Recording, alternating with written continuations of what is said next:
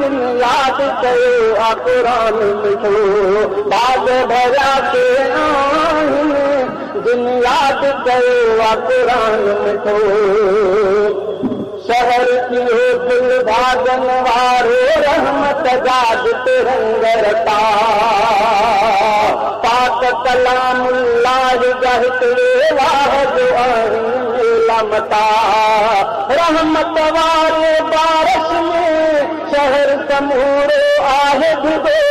रहमत वारी बारिश में शहर समूरो आहे डुबो अहिड़े हर हिकु माण्हू जो अहिड़े हर हिकु माण्हू जो साथ थियो आदिल जो झुगो भाग भरिया के आहिनि दिन याद कयो आ क़ुरान मिठो भाग भरिया के आहिनि दिन याद कयो आ क़ुरान मिठो अल्लामा अली शेर अची हिन महफ़िल में कई शिरकत अल्लामा जे आमद बाबी महफ़िल बाबरकत हैदरी साहब जी सदा घर घर मां नारो लगो हैदरी साहब जी सदा घर घर मां नारो लगो अहिड़े हर हिकु माण्हूअ जो साथ थियो आदिल जो झुगो भाग भरिया के आहिनि दिन याद कयो आ क़ुरान मिठो भाग भरिया के आहिनि दिन याद कयो आ क़ुरान मिठो नारे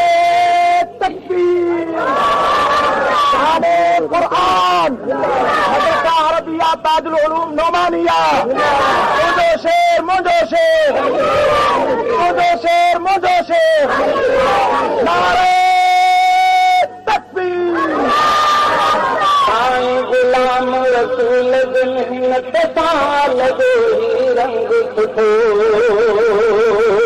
हर हिकु ताल खे मां मञा थो दीन जो बाग हर हिकु ताल खे मां मञा थो दीन जो बाग जो संग सुठो जामीअ नौमानिया में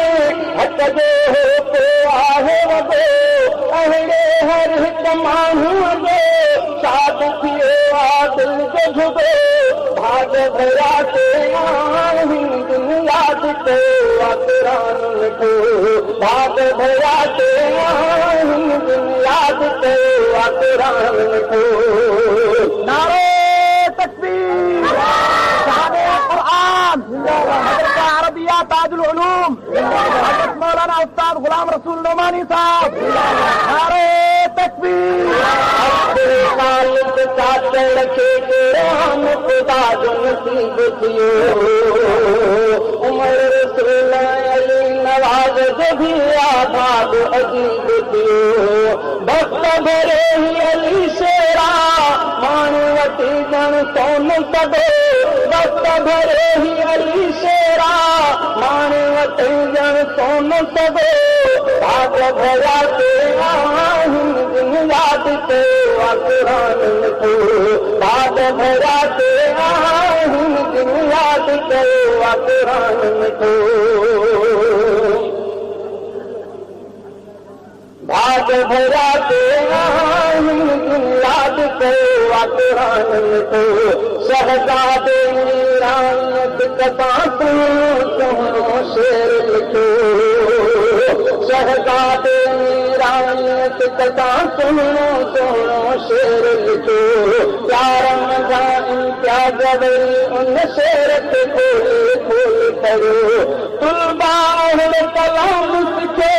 कुफरत में तुलबा हुन कलाम सिखे कुफरत में कंध भगो भाग भरिया के आहिनि दिन याद कयो आ क़ुरान मिठो भाग भरिया के आहिनि दिन याद कयो आ क़ुरान मिठो जिन जे मन में सुहिणो पाक कलामुल्लाह भुॻो अहिड़े हर हिकु माण्हू जो साथ थियो आदिल जो झुॻो भाग भरिया के आहिनि दिन याद कयो आ क़ुरान मिठो